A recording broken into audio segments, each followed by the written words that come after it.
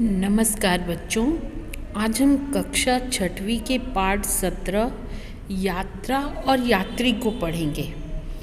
यह कविता हरिवंश राय बच्चन जी के द्वारा लिखी गई है। इस कविता में हरिवंश राय जी ने जीवन रूपी यात्रा को निरंतर यानी लगातार चलते रहने के लिए प्रेरित किया है। बच्चों, सबसे पहले हम कविता के शीर्षक को समझेंगे। कविता का शीर्षक है यात्रा और यात्री। यात्रा का अर्थ होता है जर्नी। यहाँ जर्नी का अर्थ कहीं सैर के लिए जाना या घूमने जाना नहीं है, बल्कि जीवन रूपी यात्रा की बात की गई है। यात्री का अर्थ होता है ट्रैवलर। इस कविता में मनुष्य को यात्री कहा गया है। आओ बच्चों, यहाँ से हम कविता की शुरुआत करते हैं। सांस चलती है तुझे, चलना पड़ेगा ही मुसाफिर। इन पंक्तियों में कवि मनुष्य को मुसाफिर कहते हैं, क्योंकि वह इस संसार में कुछ समय बिताकर इस संसार से चला जाता है। फिर वह नया जन्म लेकर अपनी यात्रा फिर से आरंभ करता है। इसलिए मनुष्य को मुसाफिर कहा है। सांस चलती है तुझे, चलना पड़ेगा ही मुसाफिर, यानी कि जब तक हमारी सांसें चल रही हैं, जब तक हम जीवित हैं, हमारे शरीर में प्राण हैं, तब तक हमें चलना पड़ेगा, यानी आगे की ओर बढ़ना पड़ेगा। चल रहा है तारकों का दल, गगन में गीत गाता। इन पंक्तियों में कवि तारों के दल का उदाहरण देते हुए कहते हैं कि गगन यानी आकाश, आकाश में तारकों का दल, तारक यानी तारे, स्टार्स, दल यानी झुंड या ग्रुप। आकाश में तारे गीत गाते हुए अपने दल के साथ गुनगुनाते हैं और आगे की ओर बढ़ते जाते हैं।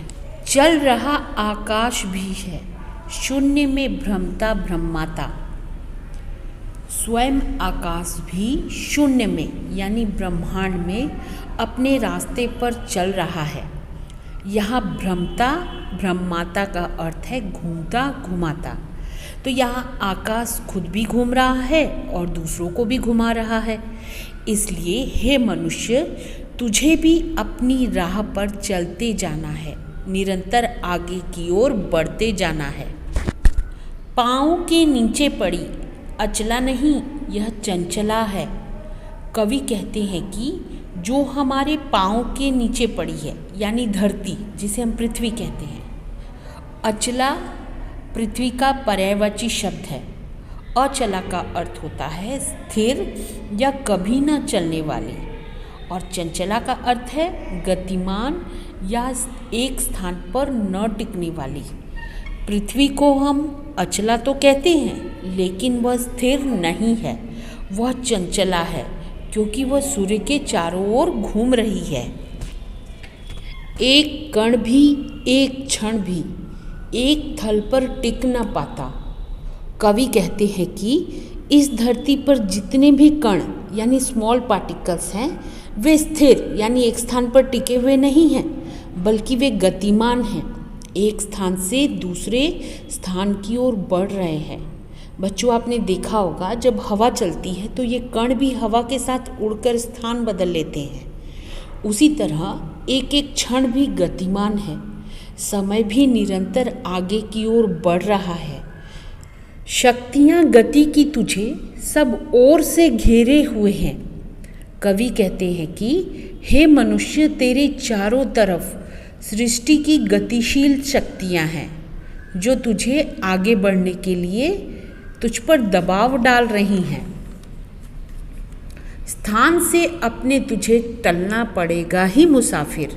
तो कवि कहते हैं कि हे मनुष्य, तुझे अपने स्थान से हटना ही होगा।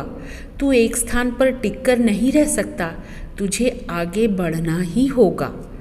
सांस चलती है तुझे, चलना पड़ेगा ही मुसाफिर। अंतिम पंक्ति में कवि कहते हैं कि हे यात्री, जब तक तेरी सांसें चल रही है या जब तक शरीर में प्राण है, तब तक तुझे चलना ही पड़ेगा, आगे बढ़ना ही पड़ेगा। तो बच्चों, इस कविता से हम यह सीखते हैं कि हमें अपना आलस्य त्याग कर अपने लक्ष्य को पूरा करने के लिए मेहनत करनी है। हर बाधा को पार करके जीवन के इस पथ पर तुझे निरंतर चलना है। जब तक सांसें हैं अर्थात हम जीवित हैं, तब तक हमें उम्मीद नहीं छोड़नी है। निरंतर प्रयास करते रहना है और आगे की ओर बढ़ते जाना है।